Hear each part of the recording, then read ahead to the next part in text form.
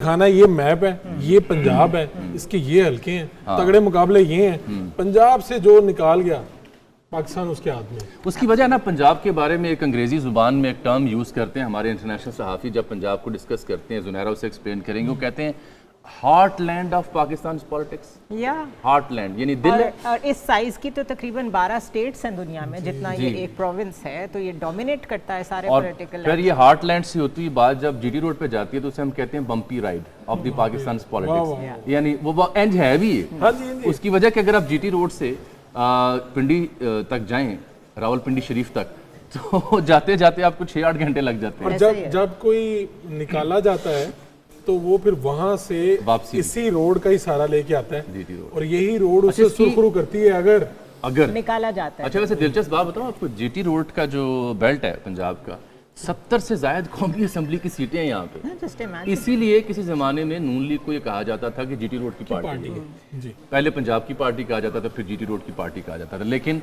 अब चूंकि पंजाब की अगर हम सिर्फ बात करें ना तो ये 3 हिस्सों में हम बांटेंगे। एक साउथ पंजाब, अहम तरीन इलाका, फिर सेंट्रल पंजाब, फिर उसके बाद जीटी रोड, और जीटी रोड के जरिए हम आपको फिर पिंडी इस्लामाबाद लिए चलेंगे।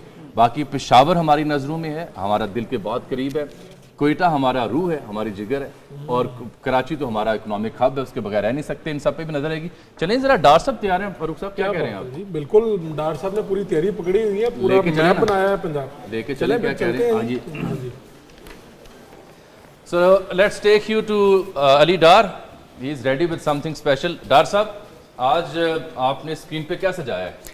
देखिए, सबसे पहले तो ये कि 266 हमारे कौमी असम्बली के हलके हैं, इसके हमने डिवीज़न की है, और उन 266 हलकों में से अगर हम बात करें सिर्फ पंजाब असम्बली, खुशामदीद आपको कहते हैं, माइक शाइक लगवाएं, आ जाएं, ये इनफॉर्मल सिस्टम चल रहा है, आप रेडी हो जाएं। चलें जी, आगे चलें। तो पंजाब असम्बली के हलकों की हम ले रहे हैं।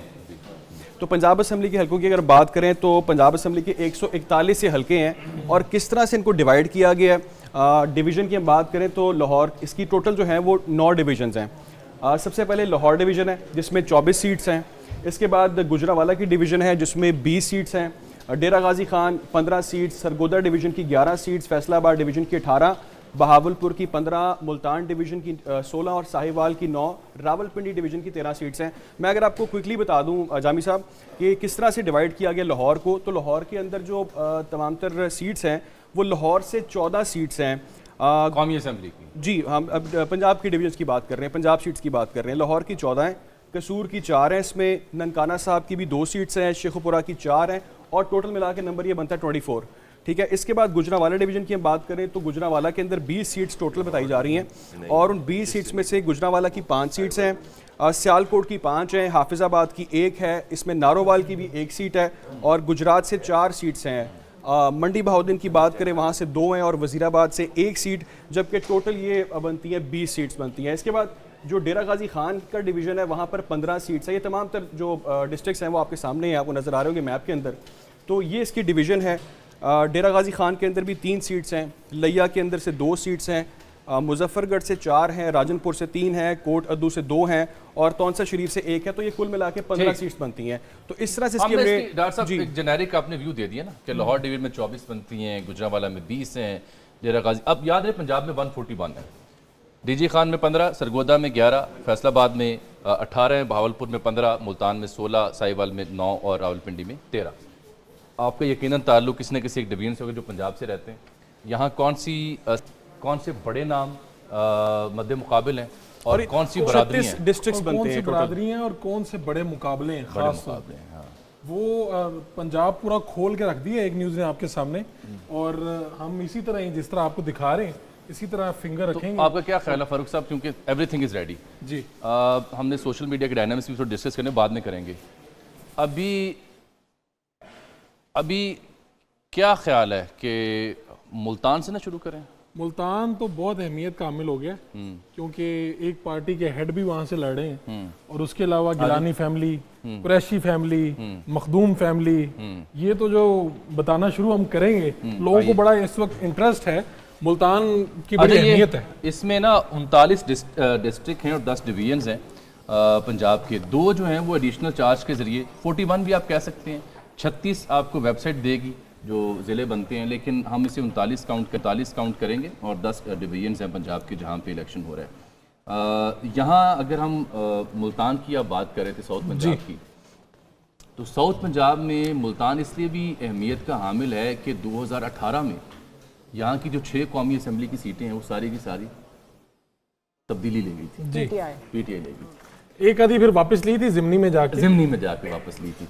यहाँ अगर सिर्फ मुल्तान का जिक्र करें ना जुनैरा, तो आप कुछ कहना चाह रही हैं, लेकिन उससे पहले एक बड़ी अहम बात आपको अर्ज़ करूँ। जी, जो सब कॉन्टिनेंट यानी जनूबी एशिया का कदीम तरीन शहर मुल्तान है, औलिया की सरजमीन है, सिटी ऑफ श्राइन्स है।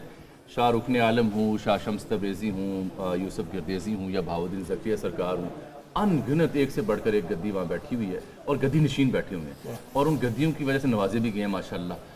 उसके अलावा मुल्तान का सोन हलवा आप कैसे भूल सकते क्या बात आपने है। ट्राई किया? बिल्कुल वोटर्स को तो नहीं खिलाया जा रहा कहीं पे? वोटर्स को अच्छा बदकिस्मती पैसों है, से बेहतर है वैसे, बाय द वे पैसे बदकिस्मती देने से ये है कि बेहतर है। वोटर को सिर्फ बिरयानी, पुलाव, नान, कीमा ये रह गया है। सोन हलवा सोन हलवे की भी वैसे ऑफर होनी चाहिए, और जो हमारे सराइकी भाई हैं ख़ास तौर पे, तो इसकी ये तो बड़ा पसंद वहाँ पे किया जाता है। हम भी बहुत पसंद करते हैं। सर्दियों में ख़ास तौर पे कुछ दोस्त वहाँ से भिजवा देते हैं, तो थोड़ा सा गर्म करके ना ओवन में अगर आप खाएं सुभान अल्लाह, चाय के साथ। चाय के अच्छा साथ। जी, अच्छा, ये गर्मी भी बड़ी तकरीबन मशहूर है हाँ जी, और आम भी बड़े मशहूर है। और सियासी गर्मी भी बड़ी मशहूर है। सियासी गर्मी तो हमेशा से मशहूर है। अब आप जुनैरा कुछ कहना चाह रही हैं मुल्तान जामी के बारे में? 200 BC से इस शहर की अहमियत है इस इलाके की पॉलिटिक्स में।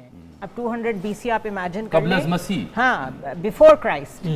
उसके बाद आपका कॉलोनियल दौर आया, ये इंटैक्ट रहा, यही पॉलिटिकल स्पेक्ट्रम, यही पॉलिटिकल फैमिलीज, यही इन्फ्लुएंस और यही कंट्रोल। कॉलोनियलिज्म में ब्रिटिश एम्पायर मजबूर थी इन लोगों के साथ कोलैबोरेट करने में, यहाँ पे चाहे डेवलपमेंट करनी हो, कोई यहाँ पे इलेक्शंस कराने हो। ये जब तक 1930 के इलेक्शन से साथ नहीं मिलते थे, कोई पार्टी जीत नहीं पाती थी। उसके बाद कॉलोनियलिज्म के बाद पाकिस्तान बन गया, तो मुल्तान को सेकेंडरी प्रोविंस कहना चाहिए पंजाब का, जिसे कहते हैं। तो अब इसकी अहमियत यहाँ से देखें, लेकिन इसका हिस्टोरिकल पर्सपेक्टिव ये बताता है कि despite cultural richness, administrative control इतना सेंट्रलाइज्ड रहा है, और उसमें बहुत बड़ी ये डिबेट है कि इसमें खुद इन गिलानीज़ की, मज़ारीज़ की, इन सब ख़ानदानों की बड़ी ग्रिप है कि ये नहीं चाहते कि वो सेंटर से हटके तो बिल्कुल नीचे के लेवल पे आए।